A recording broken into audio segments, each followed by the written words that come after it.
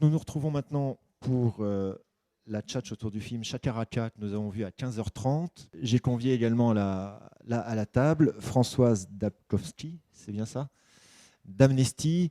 Vous avez dû le voir, Amnesty est présent sur les lieux du festival et plus particulièrement associé à cette journée. Voilà. Et c'est la raison pour laquelle Amnesty qui fait un travail euh, je ne sais pas comment le qualifier, mais enfin moi j'appelle ça un travail de veille citoyenne sur entre autres la situation des Roms en France, mais pas que. Et c'est la raison pour laquelle j'ai convié Françoise à participer à cette discussion sur le film et voilà, sur la situation de cette minorité rome dans notre pays, en Europe. Voilà. Alors, Eric, on est ravi de t'accueillir à Jindou. Comme traditionnellement, moi j'aime bien poser une question bête, mais c'est de savoir comment tu es venu au cinéma. Et alors c'est une co-réalisation, rappelons-le, Chakaraka, avec Sylvain Mavel, qui n'a pas pu être avec nous, mais je crois savoir que ton parcours de cinéma n'est pas un parcours tout à fait classique. Est-ce que tu peux nous en dire deux mots?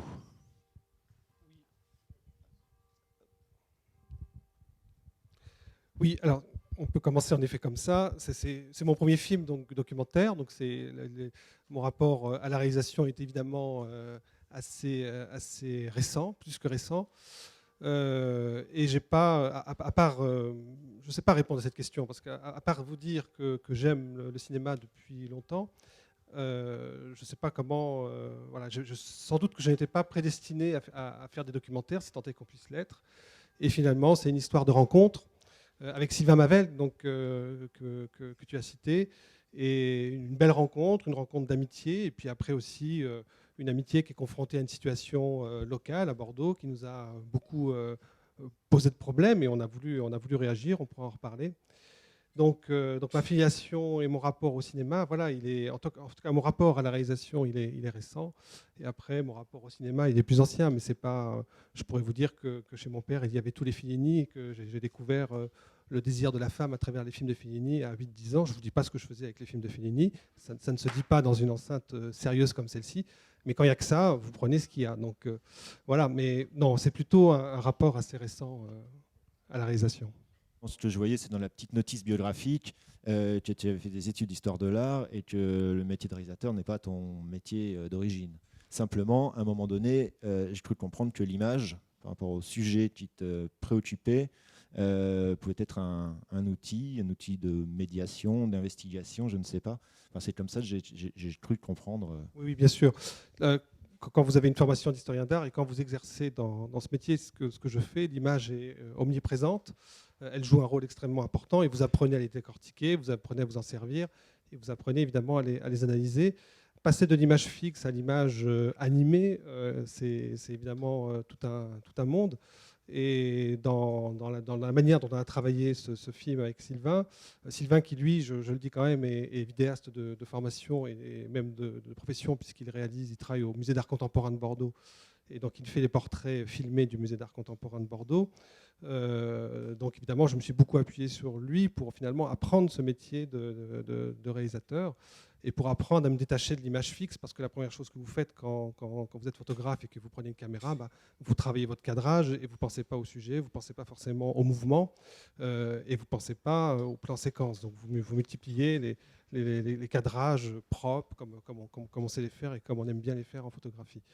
Donc cette évolution, elle se sent un peu d'ailleurs, enfin moi je le vois aujourd'hui dans le documentaire, entre les premiers rushs qui correspondent aux premiers temps du film et les derniers, il y a, lorsque ce sont mes images, évidemment, une différence assez nette.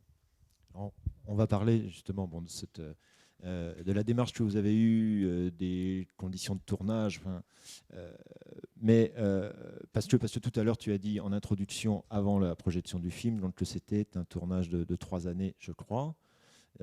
Donc, autre question classique, mais ça part d'où ce film? L'idée de ce film, comment a-t-il démarré? Alors c'est un film qui doit beaucoup à Sylvain et qui pour tous les deux en fait était une évidence. À Bordeaux, comme dans d'autres villes, on croisait des communautés roms, là, enfin, des membres de cette communauté partout, sur les marchés, sur les places publiques.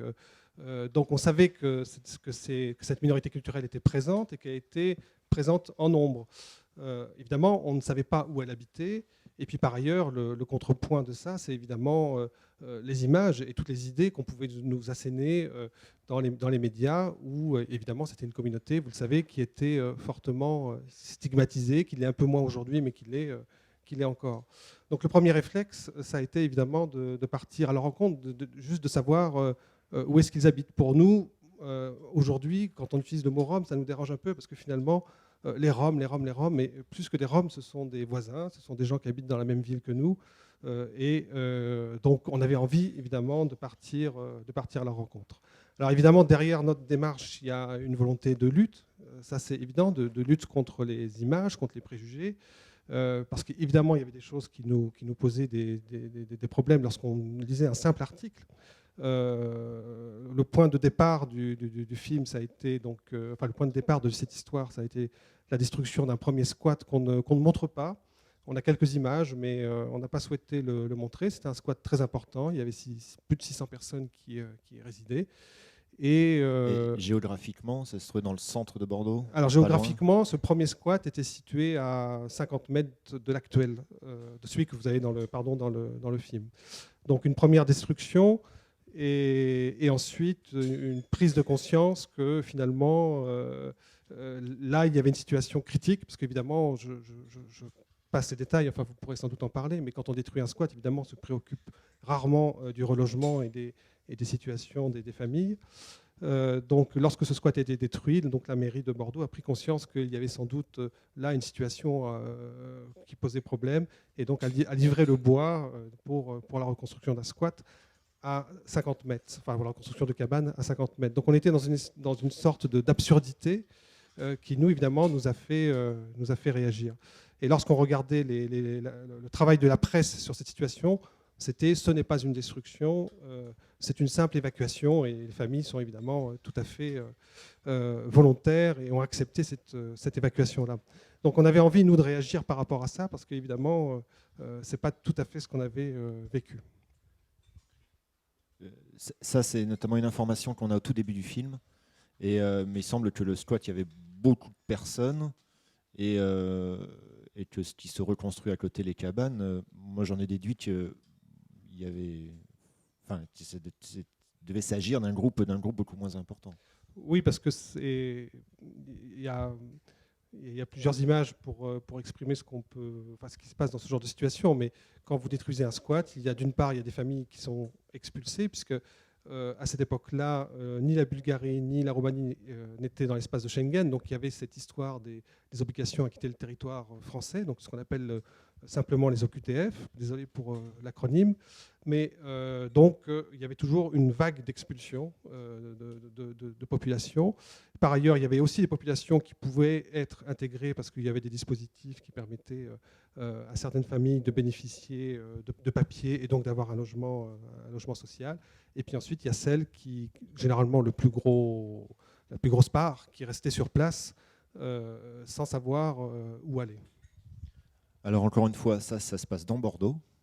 Et je me souviens, il y a 2-3 ans, dans le cadre de notre concours de scénario, on organise un concours de scénario qui se déroule dans la région Midi-Pyrénées, région Aquitaine, qui s'adresse aux 12-18 ans. Et il y avait une jeune fille de lycée qui avait proposé, et sur lequel on l'a un petit peu accompagné. Et le scénario était le suivant, enfin, partait de son voyage quotidien, où elle passait en tramway devant un mur très décoré, tagué. Alors je n'ai déduit que c'était peut-être le même. Et elle, tout son scénario, c'était de savoir ce qui se passait derrière ce mur, et de ne pas oser passer derrière. Elle avait imaginé une petite histoire qui se passait devant le mur. Donc j'ai envie de... voilà, l'autre question, c'est alors ensuite, comment vous y êtes allé, comment la rencontre s'est faite, parce que bon, si vous aviez l'idée d'un film, ça veut dire l'idée d'une caméra, et comment on intègre une caméra là au milieu de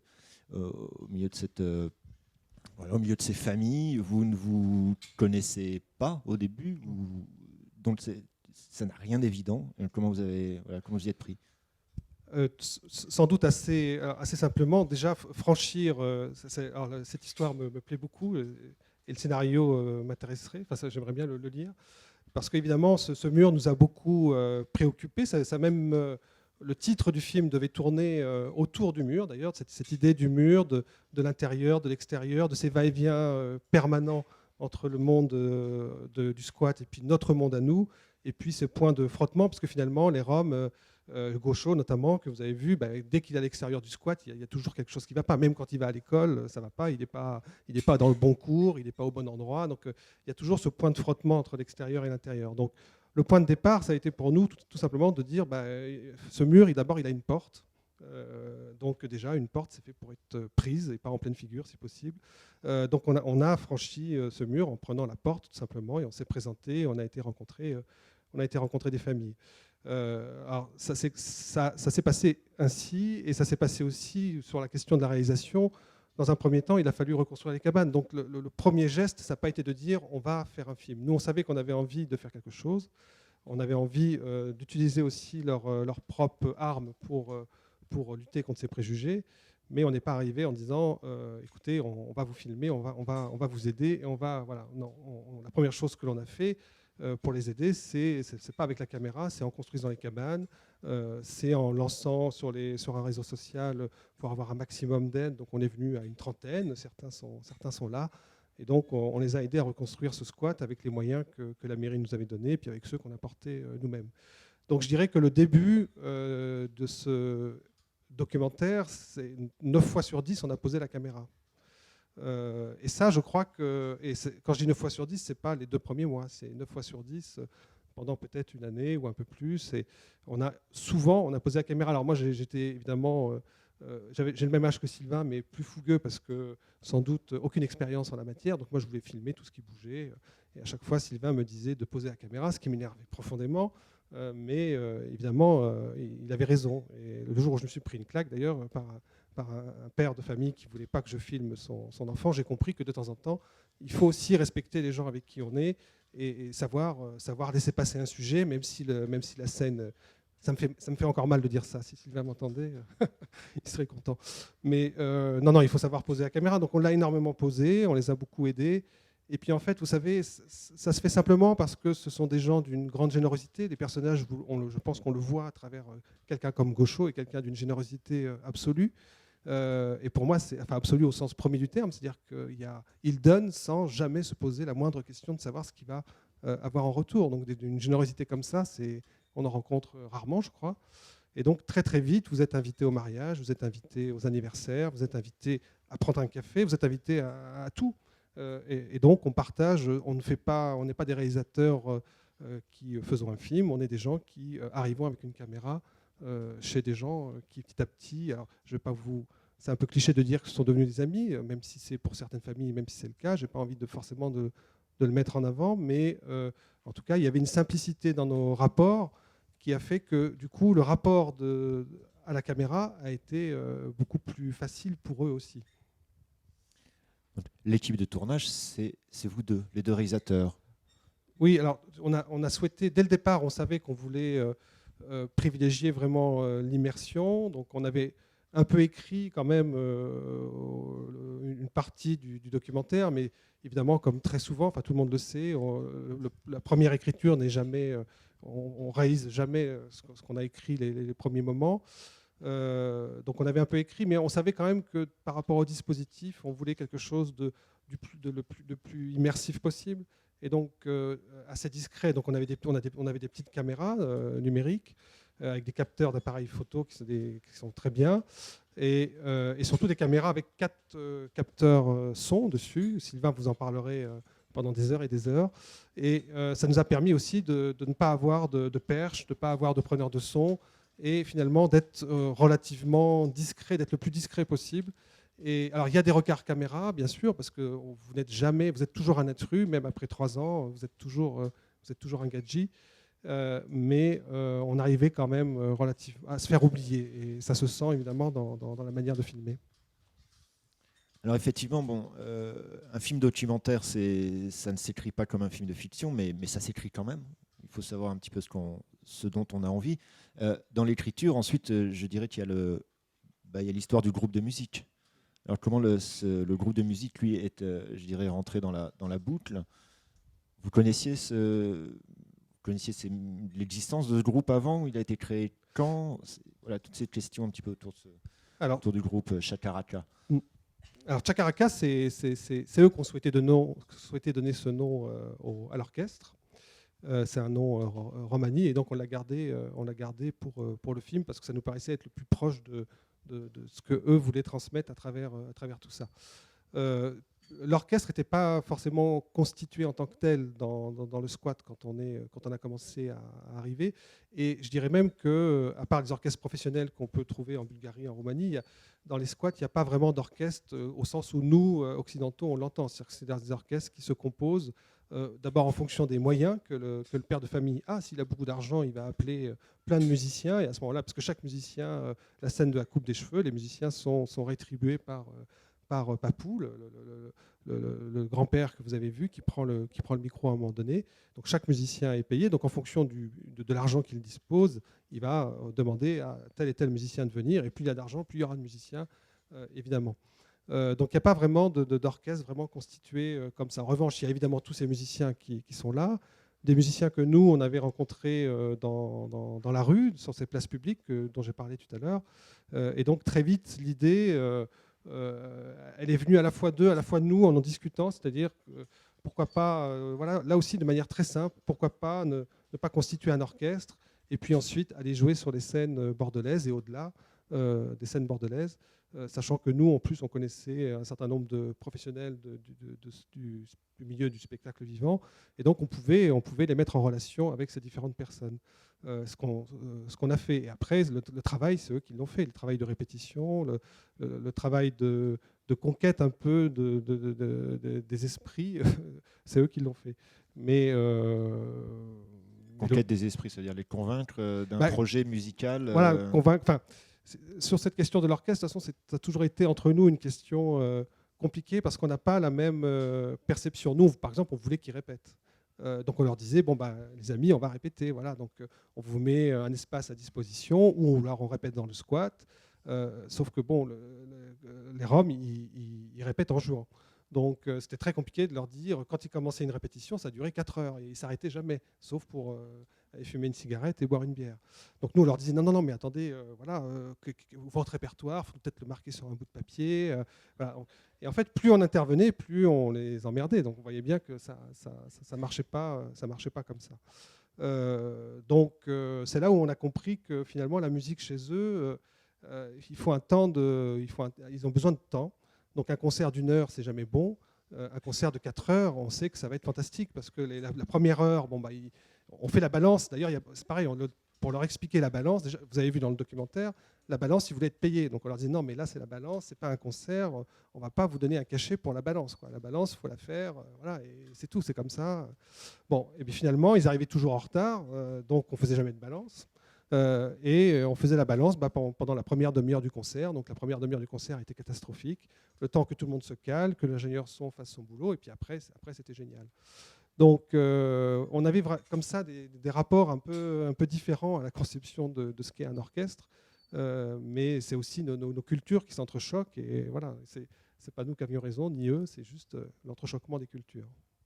En tout cas, l'histoire de l'orchestre Chacaraka vous a été un petit peu le fil conducteur, mais même du tournage lui-même. Alors, un petit peu un point de repère. Oui, quand je disais tout à l'heure que en fait, la fin ou même une partie du film n'a pas été ce qu'on espérait, ce qu'on voulait faire, ce qu'on avait écrit, c'est tout simplement parce qu'au départ, on s'était dit, cet orchestre, ça va être l'histoire de notre documentaire. Voilà, on va raconter. Alors, on avait Benda Bilili en tête, pardon, mais on avait évidemment cette référence en tête. Benda Bilili, qu'on avait passé il y a quelques années ici. Donc, qui est, bon, pour ce genre de projet, qui est évidemment une référence absolue. Et donc, on s'était dit que l'orchestre, évidemment, ça pouvait être une arme. Et puis, finalement, au fur et à mesure où, comme ils jouent quand même très bien, donc très très vite, les programmateurs les ont programmés, et donc dans différents festivals. Et au fur et à mesure en fait où les mois se sont passés, on a découvert autre chose. Et c'est là où, petit à petit, on a réécrit à nous le documentaire, parce qu'on s'est dit, bon, bah, l'orchestre, évidemment, c'est quelque chose d'important, c'est notre fil rouge, c'est ce qui va être le squelette du documentaire. Mais derrière l'orchestre, il y a évidemment plein d'autres choses qu'on ne pouvait absolument pas deviner. Et donc, du coup, aujourd'hui, c'est devenu un fil rouge dans le film. Il revient de temps en temps, il est présent, il structure le film. Mais pour nous, évidemment, c'est autre chose. C'est autre chose. Et cette autre chose-là, ce n'est pas forcément uniquement la scène de la coupe des cheveux. C'est-à-dire c'est aussi toute la poésie qu'il y a à travers les Roms. On parlait de musique tout à l'heure. La musique, elle est omniprésente chez eux. Ça nous a posé d'ailleurs un problème parce qu'il y a toujours du bruit. Et donc, pour faire un peu référence à l'intervention, au dialogue précédent, c'est vrai qu'on s'est dit ça va être catastrophique. Si on a ce bruit en permanence pendant 1 heure ou 1 heure et demie, ça va être compliqué pour le spectateur, ça va être compliqué pour nous. Donc on cherchait des moments de silence, des moments de pause, parce qu'ils pouvaient mettre en valeur évidemment le reste du film. Au final, il n'y en a pas tant que ça. Mais donc la musique est omniprésente. Et ce tournage, c'était quelle fréquence? Vous y alliez tous les week-ends? C'était des rendez-vous où vous pouviez y aller quand vous voulez? Comment ça se passe? Enfin, parfois, ils vous appelaient pour vous dire je marie mon fils demain. Bon. Et j'ai décidé hier que je mariais mon fils demain. Je caricature un peu, mais c'était un peu ça. Donc il y avait une réactivité. Je pense que ni Sylvain ni moi n'aurions pu faire ce film seul. C'était pour nous important d'être deux. D'abord parce que là, évidemment, il y a des choses qui peuvent nous faire sourire, mais ça a été quand même 3 ans parfois un peu compliqué, parce que ça déborde de partout. Ça déborde ça a débordé sur nos vies professionnelles, sur nos vies personnelles, parce qu'il n'y a pas de demi-mesure possible. Quand vous rentrez dans un projet comme ça, c'est soit vous y allez entièrement et complètement, soit vous ne le faites pas. Donc c'était le jour, c'était la nuit, c'était le week-end, c'était c'était tout le temps. Et à la fin, enfin pas à la fin, assez rapidement, de toute façon, il n'y avait pas nous et puis les Roms. C'est-à-dire qu'on allait dans ce squat comme on allait voir un copain pour prendre un café. Donc des fois, il ne se passait rien. Et puis un jour, on pouvait très bien arriver pour prendre un café et là, se rendre compte qu'ils avaient monté un mur d'enceinte de 3 mètres de haut et que c'était la grande fête du squat. Ils ne nous avaient pas prévenus, ils avaient oublié. Donc là, à ce moment-là, on s'appelait avec Sylvain, on arrivait avec nos caméras à toute vitesse, pardon, et puis on essayait de faire ce qu'on pouvait.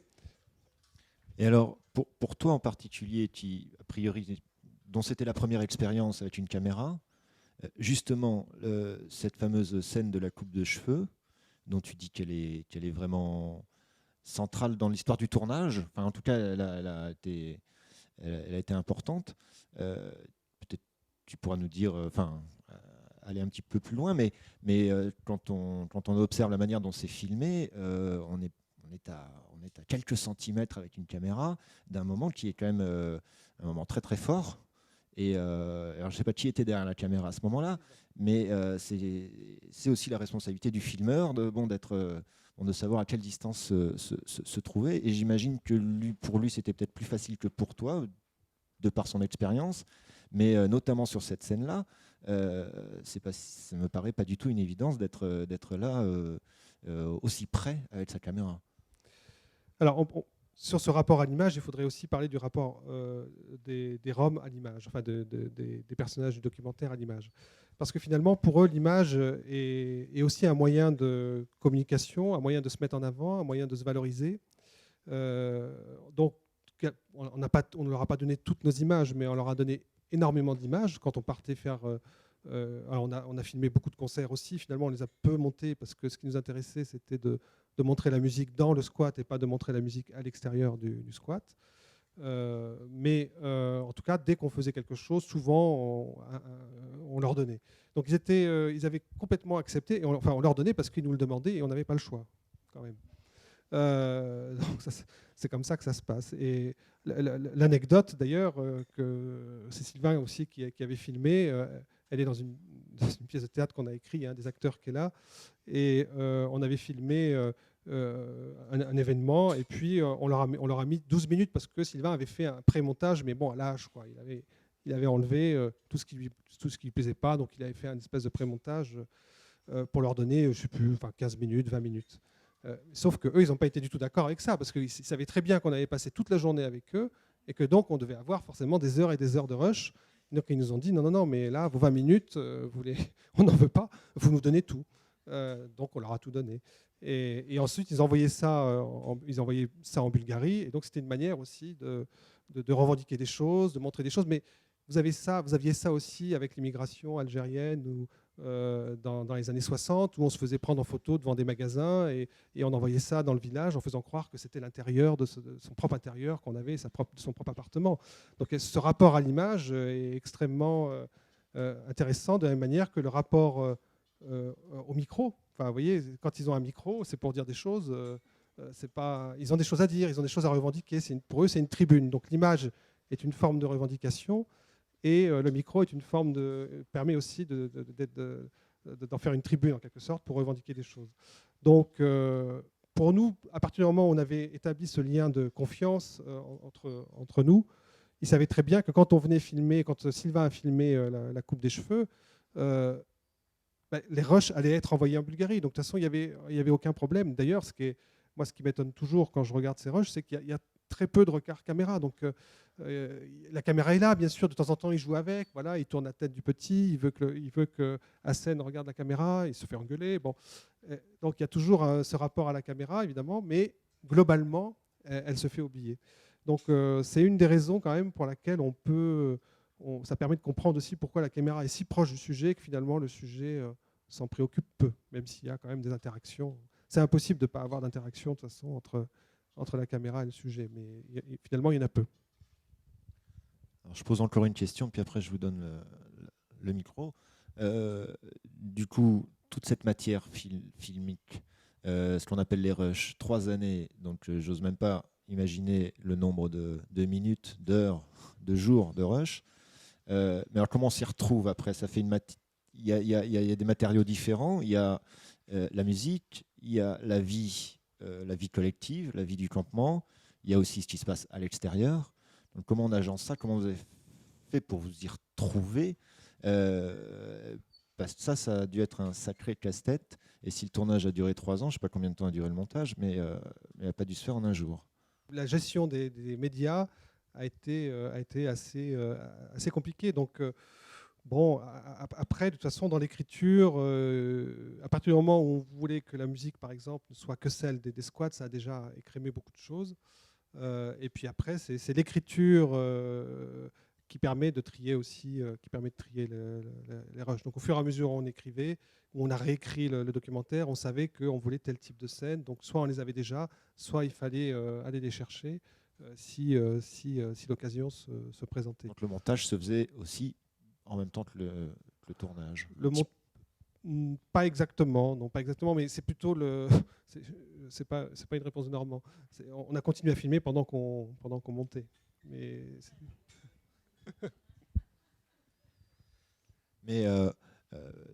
l'idée du montage, c'est de savoir effectivement dans toute cette matière qu'on a filmée, c'est vrai qu'on se dit bon, voilà le film. Alors voilà, qu'est-ce qu'on a gardé, qu'est-ce qu'on n'a pas gardé. Un seul exemple, mais la séquence du début de film, elle me semble pas du tout innocente. C'est un plan séquence. Cet homme qui ramasse des bouts de bois, enfin, c'est une image tout de suite très forte. Et là, c'est dans un relatif silence. Hein, on y est tout de suite. Et dans un rapport aussi à ces conditions de vie et à cette vie elle-même, bon, on y est tout de suite plongé. En fait, quand on a fait le montage, enfin quand on a commencé à dérocher plutôt, il y a des choses qu'on a réécrites X fois. À l'exception de ce premier plan séquence, le début du film a été réécrit. On n'a jamais vraiment trouvé exactement. C'est mon téléphone. On n'a jamais vraiment réussi à trouver l'équilibre qu'on cherchait. Par contre, il y a aussi des évidences. C'est-à-dire que ce premier plan, on savait que ça allait ouvrir le film. Pour nous, ça, c'était une évidence. D'abord parce que dans la chronologie de notre histoire, on est au début de l'histoire. Et il va chercher, Ivo, donc le guitariste, va chercher le bois sous les hangars où il y avait le premier squat. Donc, bon, ça, on ne le devine pas forcément, mais ça fait écho, évidemment, au carton qu'on a mis au début du film. Il va chercher le bois sous ces anciens hangars, où il y avait sa propre maison. Et ensuite, il porte, voilà, comme quelqu'un qui porte sa croix, qui porte ses poutres, et il ouvre sur le squat. C'est-à-dire que c'est lui qui nous ramène dans le nouveau squat. Donc pour nous, c'était dès qu'on a dérushé et qu'on a vu ce plan séquence, c'était une évidence que ça ne pouvait pas être ailleurs qu'au début du film. Donc, et de la même manière que quand on a dérushé la dernière séquence avec Gaucho, alors là, la chronologie est un peu bouleversée, mais peu importe, mais quand il est dans ce bar et qu'il y a cette musique un peu triste, là, on savait que ça allait finir le film, parce que dans ce regard de Gaucho, il y avait finalement toute l'histoire des Roms, c'est-à-dire toujours ce cycle perpétuel où on construit quelque chose, on détruit, on se déplace, on reconstruit, et ça, c'est sans cesse, sans cesse. Et l'orchestre, ça a été ce petit grain de sable qui a essayé de rompre un peu la mécanique. Et puis finalement, la mécanique est plus forte que le grain de sable. Et donc aujourd'hui, l'orchestre existe toujours, mais la mécanique, elle, continue. Voilà. Donc il y a des évidences quand on dérush. Et puis en effet, il y a des choses qu'on va réécrire 100 fois parce que ça ne nous convient pas. Donc on va chercher des images et on refait 10 fois le montage. Est-ce que vous pouvez nous dire comment ont réagi les Roms lorsque vous leur avez fait la première projection du film terminé? Alors, il faut savoir qu'il y a eu en fait un 52 minutes, puisque comme vous avez pu voir, le film est coproduit par France 3 Aquitaine. Donc il y a eu un 52 minutes. Donc le premier film qu'ils ont vu, c'est le 52 minutes qui a été diffusé sur France 3 Aquitaine. Et alors alors nous des fois, on était un peu émus. Et eux, ils ont rigolé de la première minute à la dernière minute. Y compris les scènes les plus tragiques, ils rigolaient. Donc on était tous dans la cabane de Gaucho, pas celle qu'on voit dans le film parce qu'elle a été, elle a été détruite, vous l'avez vu. Voilà, donc ils ont beaucoup ri. Et puis il y a quand même une fierté, c'est-à-dire qu'il y a vraiment une fierté de se voir à l'image. Et donc voilà, pour eux, il y a vraiment un rapport très simple à l'image, mais ils ne voient pas autant de choses que nous dans l'image.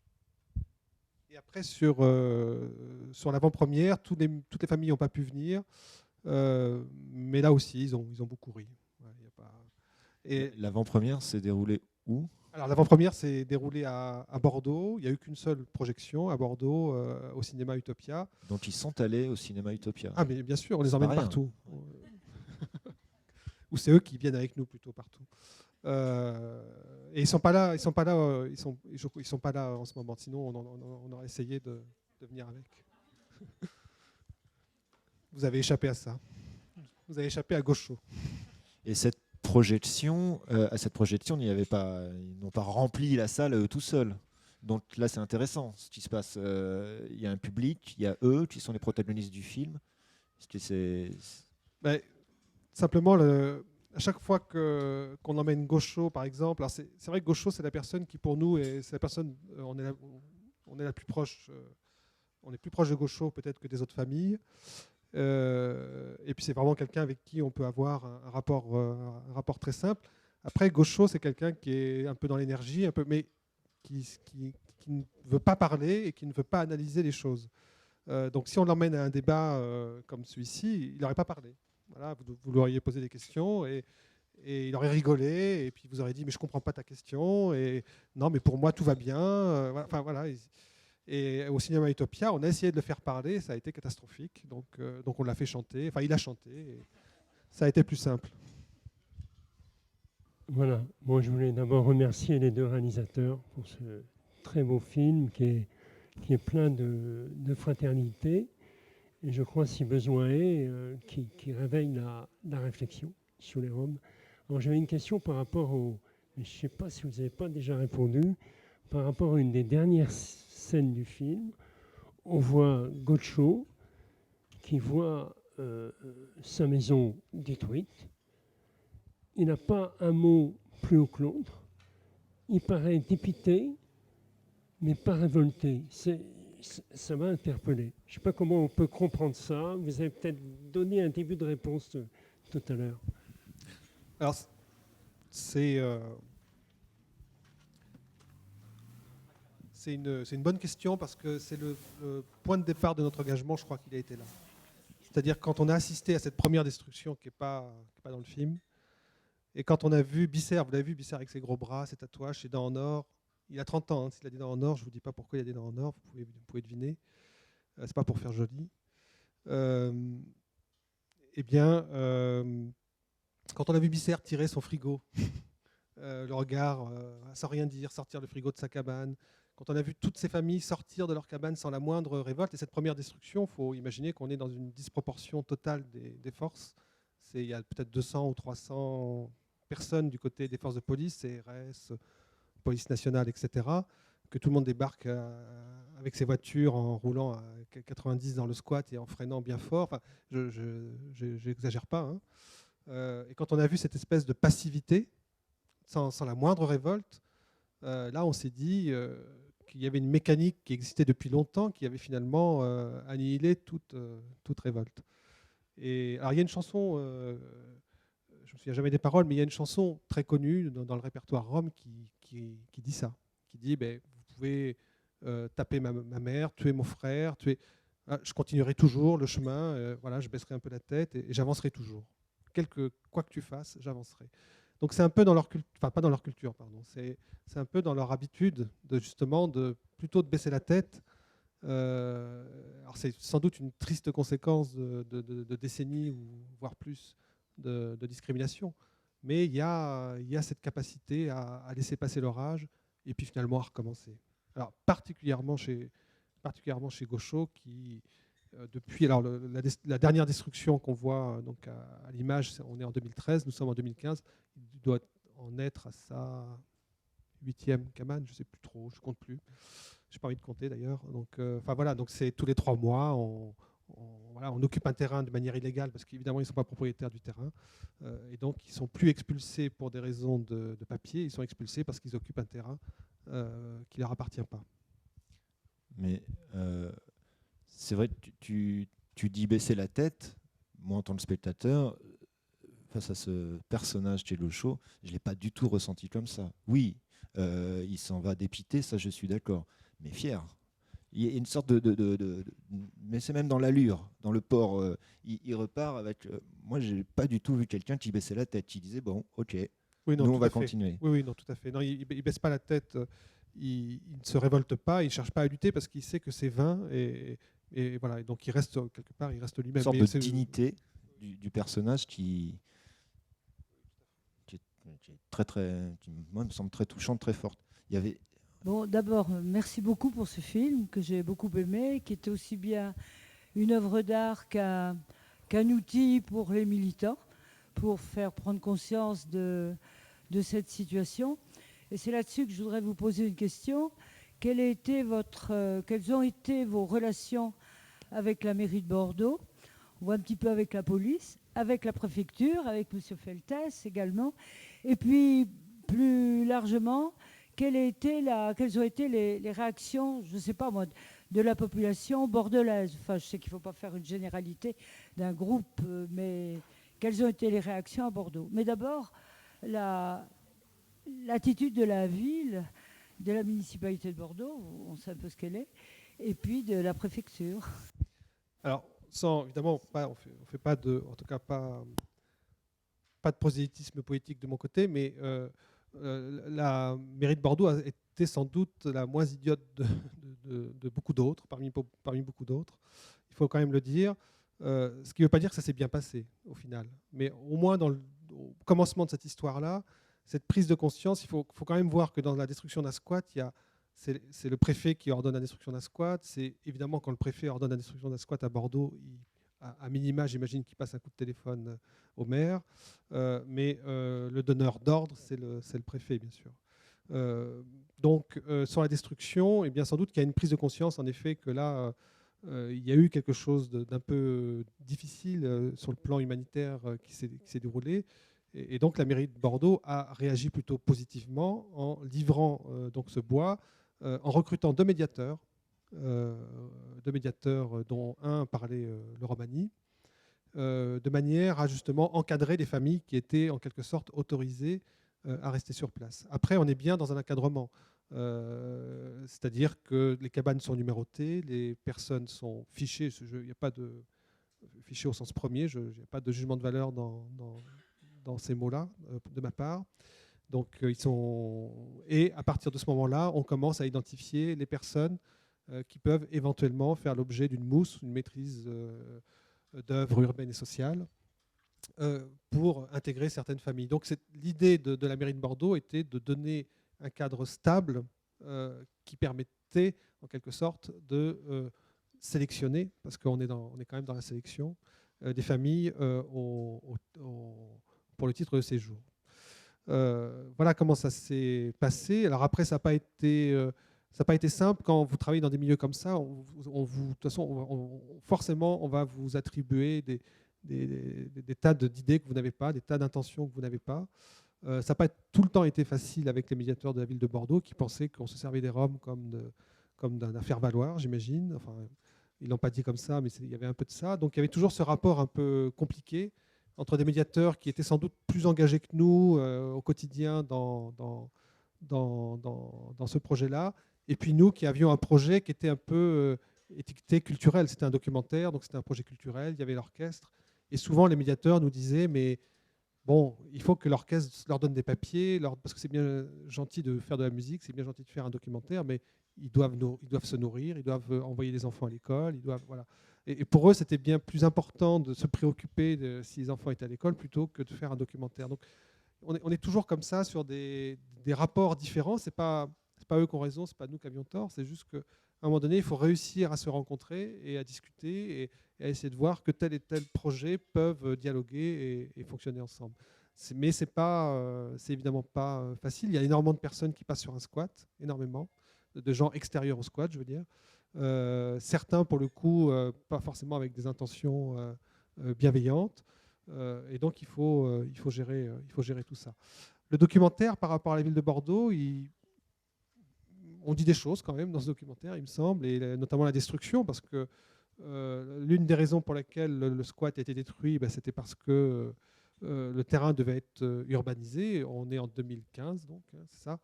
Donc 2 ans après, le terrain n'a pas fait le moindre coup de pelleteuse. Ça va commencer peut-être bientôt là quand même.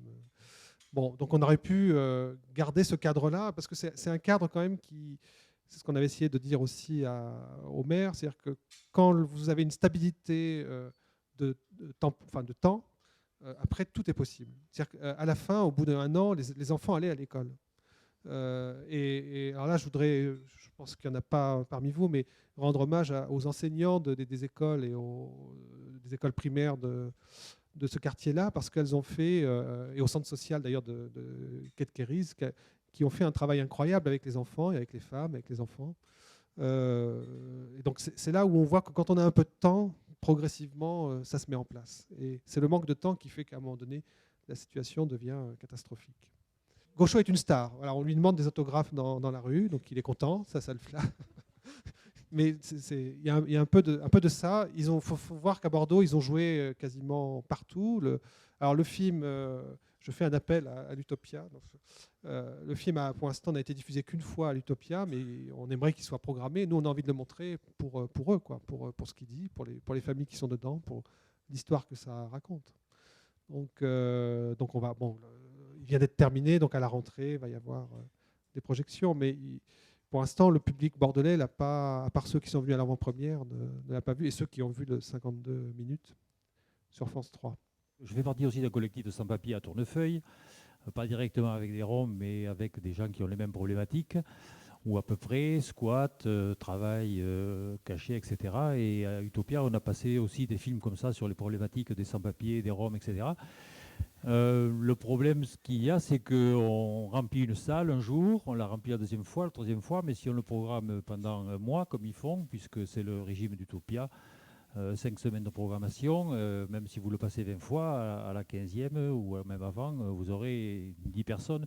Comme vous l'avez dit tout à l'heure, c'est un film qui est très bien pour les militants, donc on passe des moments à organiser des soirées autour d'un thème ou des petits déjeuners de manière à pouvoir discuter sur le sujet, mais ça reste toujours relativement confiné entre militants. Alors c'est un problème général, dont le film, de ce point de vue-là, est très intéressant. Ce que je trouve un peu dommage, c'est qu'il ne donne pas au début les raisons pour lesquelles, rapidement dit, mais les Roms errent et pourquoi ils se retrouvent en France et ils sont obligés de squatter. Deuxièmement, c'est un peu connu des militants, des personnes, on en parle dans la presse, on en parle dans l'IV. Là, aujourd'hui, il y a encore le démantèlement d'un camp à la Courneuve. Pas le premier, il y en a tous les étés, il y en a 4, 5, enfin, en général, ça se passe à ces moments-là, pour des raisons diverses, essentiellement immobilières. Alors, ce que vous avez dit tout à l'heure au sujet de la préfecture qui évacue le camp des Roms, la préfecture n'est que le bras armé de la justice qui a rendu un verdict à la demande de personnes qui sont propriétaires d'un terrain en général. Alors, quand c'est des privés, c'est des privés, et quand c'est des terrains publics, c'est la mairie.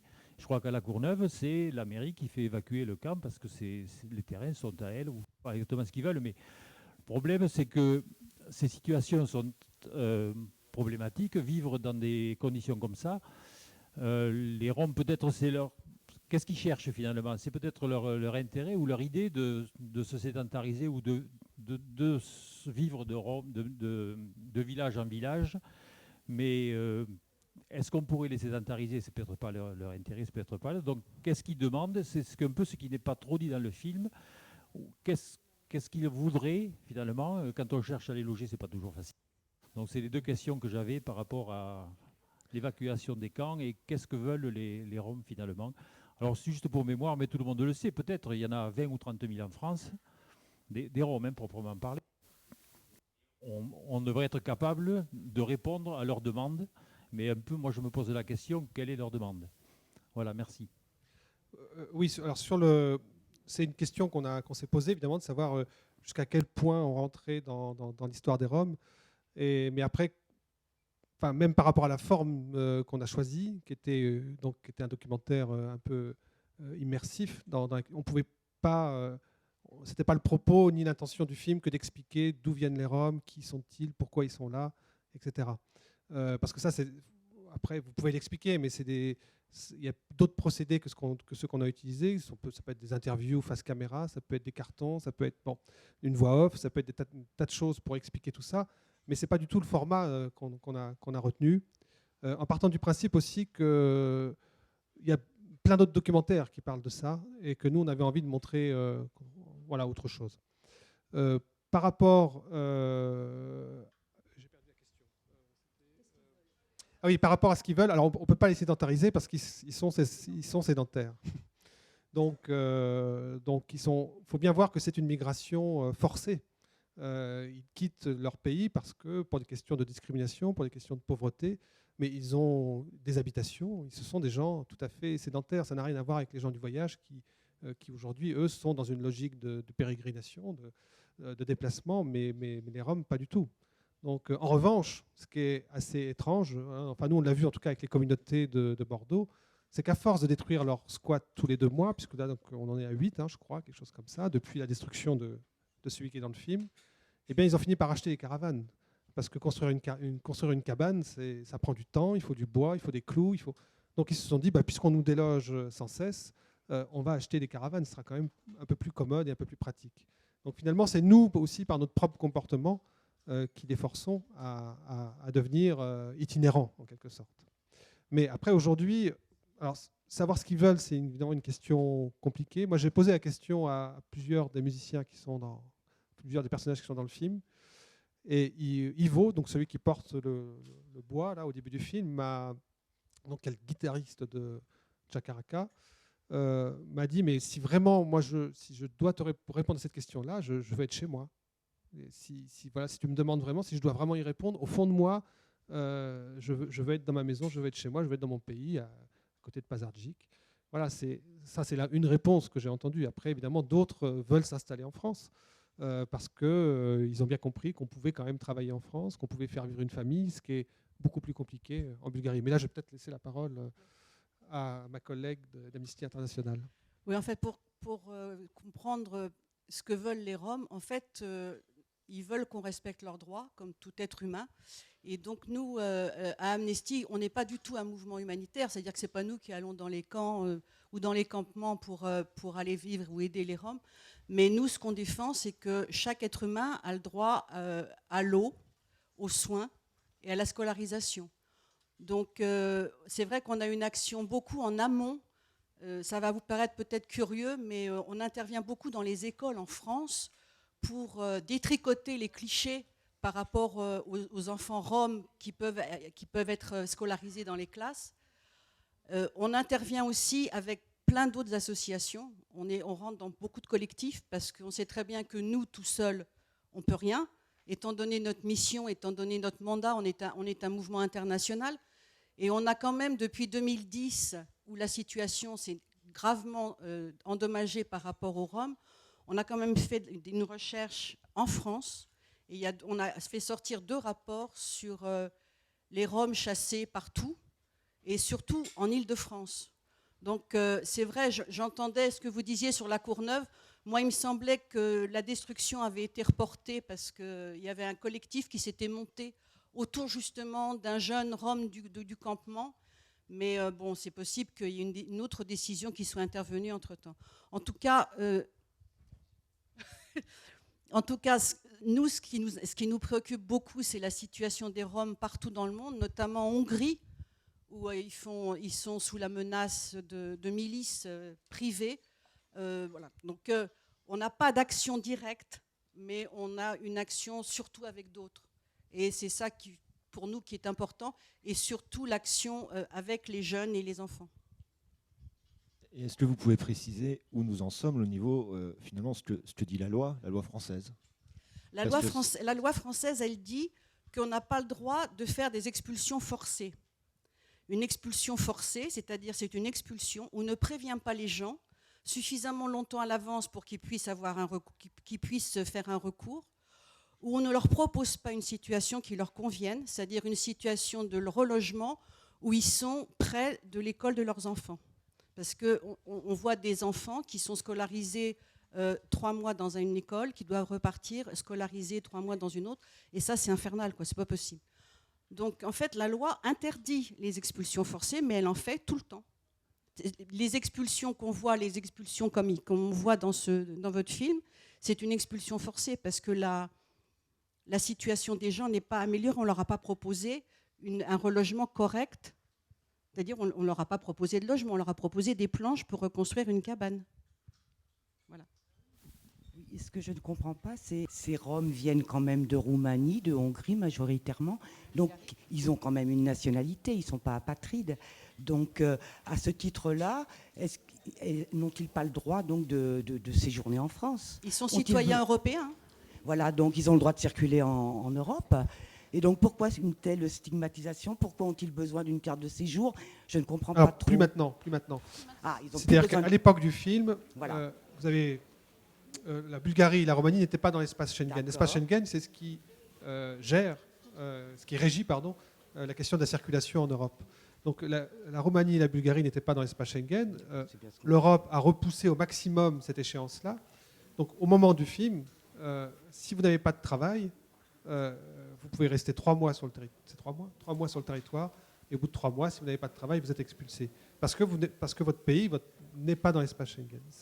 Maintenant, c'est le cas depuis 1er janvier 2014. Donc on ne peut pas les expulser hors du pays. En revanche, on peut les expulser du terrain qu'ils occupent illégalement puisqu'ils ne sont jamais propriétaires des terrains. Oui, et pourquoi en Roumanie aussi sont-ils stigmatisés comme ça ? Est-ce que quelqu'un peut donner une explication ? C'est une très vieille histoire, ça, parce que ça remonte au XIVe siècle et même beaucoup plus proche de nous pendant la dernière guerre, puisqu'il y a eu un massacre, un génocide des Roms en Roumanie.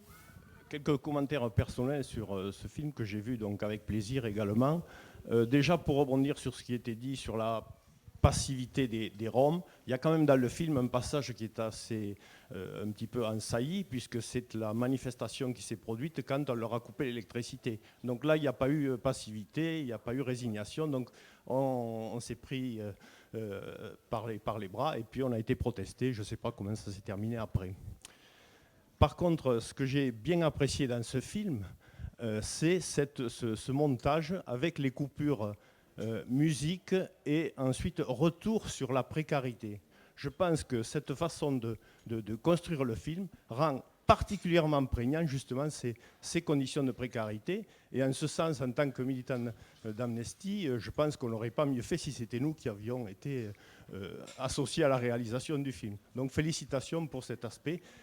Pour terminer, compte tenu du fait qu'il y avait une petite partie musicale dans le film, je pense que, contrairement à ce qui pouvait être dit tout à l'heure, c'est un film qui peut passer auprès du grand public facilement et qui, en même temps, apporte quelque chose de militant.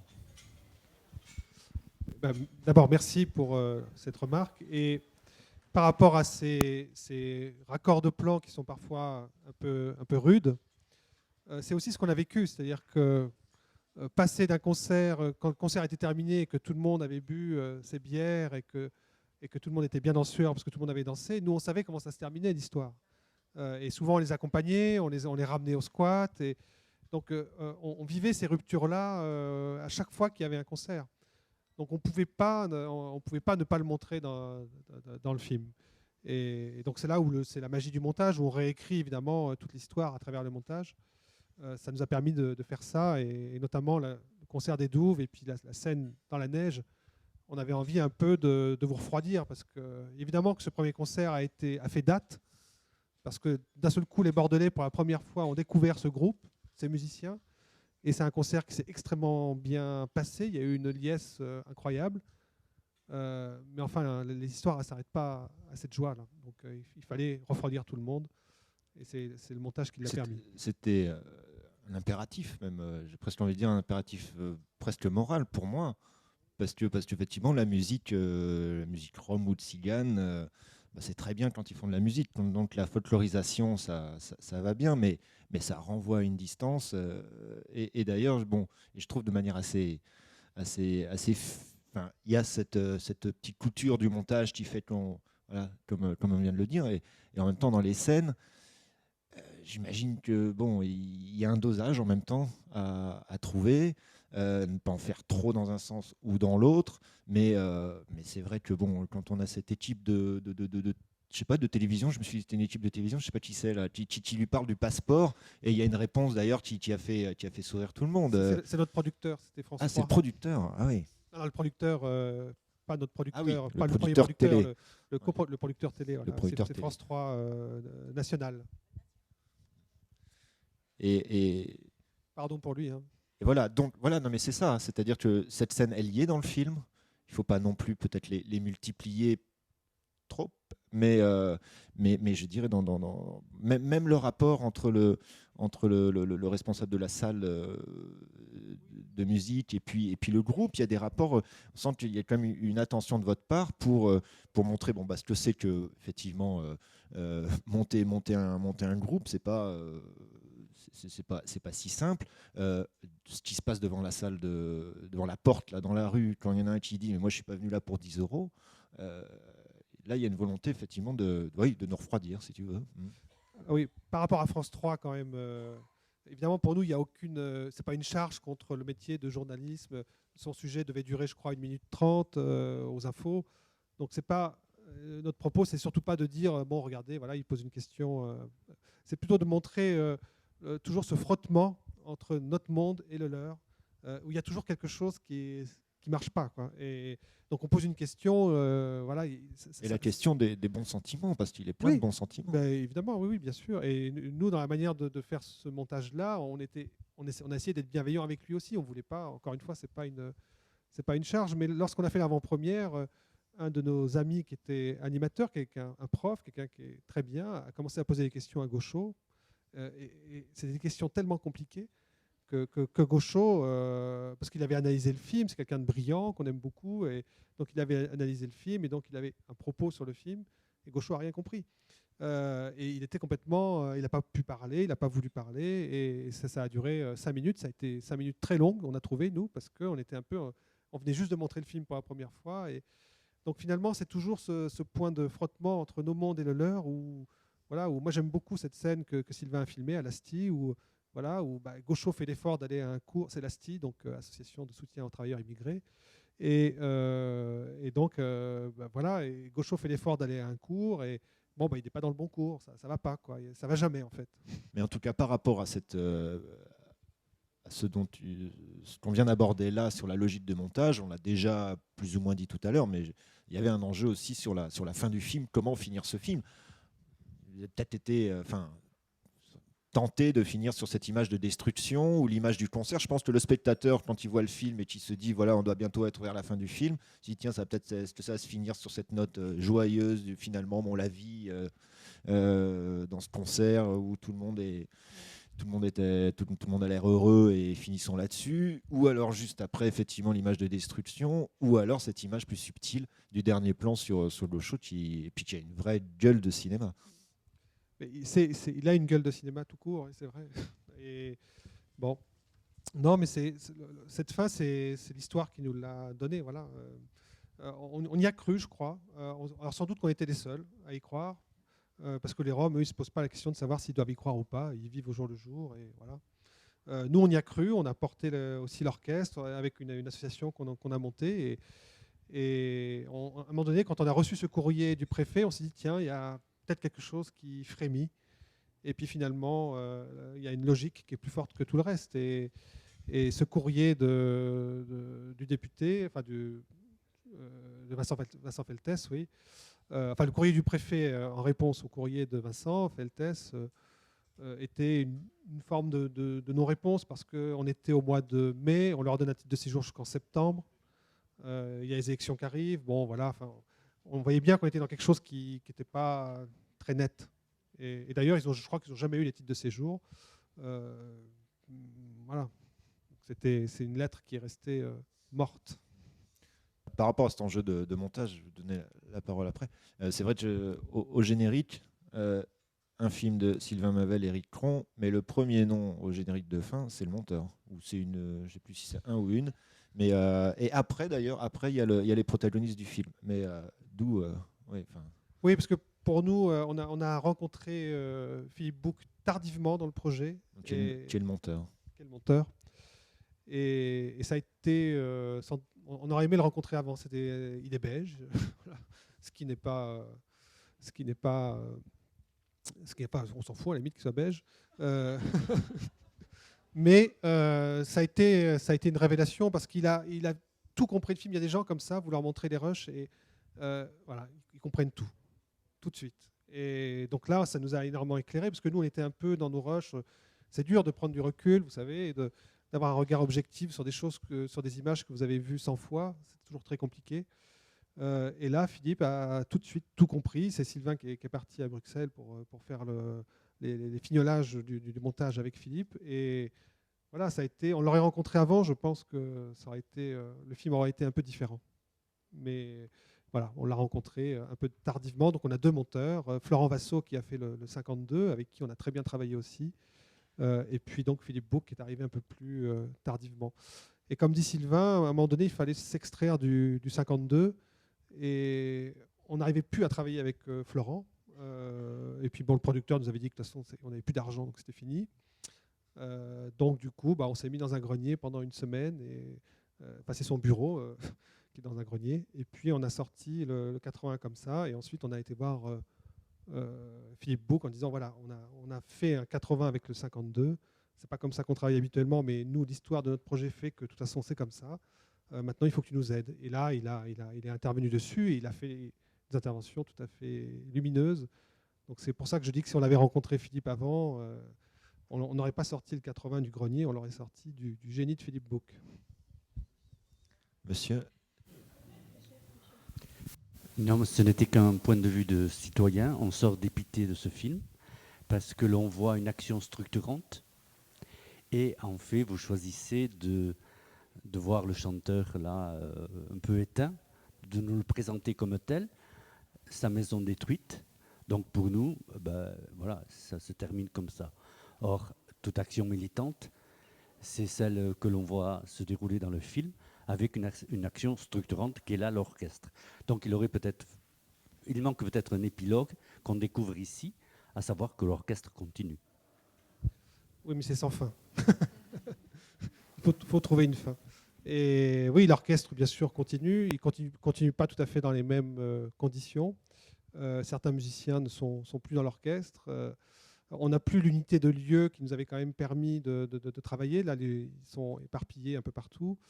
Donc voilà, non, il fallait terminer.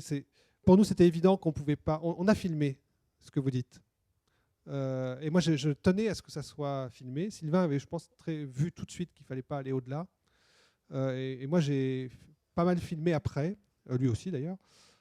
Et on a commencé à le monter. Et là, on s'est dit non, mais ça devient une rengaine. Enfin, vous voyez, après, ce cycle-là, tout le monde le comprend, quoi. Tout le monde comprend qu'il y a un cycle.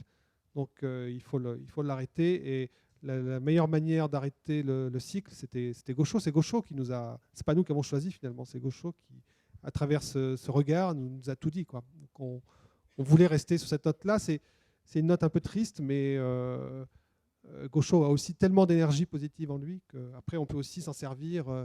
Voilà. Il y a pas. Bon, je sais bien que la dernière image est importante, mais il y a tout ce que Gaucho transmet aussi qui est important. Alors, encore une question. Non, c'est juste pour répondre à cette question du militantisme. Moi, j'ai trouvé que c'était un film d'auteur et qui vraiment nous exposait une vraie rencontre. Et c'est ce que vous disiez, vous avez beaucoup posé la caméra au début, et c'est une vraie rencontre auquel on a lieu. Enfin voilà, et c'est un plaisir. Et l'horreur, elle est là, mais ça peut peut-être nous donner envie d'être militants. Voilà, mais c'est pas un film militant, c'est pas un film didactique, et heureusement. Et je vous remercie beaucoup pour ça. Et peut-être un dernier mot sur le projet Chakaraka, je ne sais pas si on peut appeler ça comme ça, mais tu as glissé là, tu as parlé d'une pièce de théâtre. Ce qui se passe un petit peu autour de... Si vous me lancez sur la pièce de théâtre... Non, pas la pièce de théâtre, mais juste en 2 mots. Et puis vous en parlerez ensuite autour d'un verre avec ceux que ça intéresse.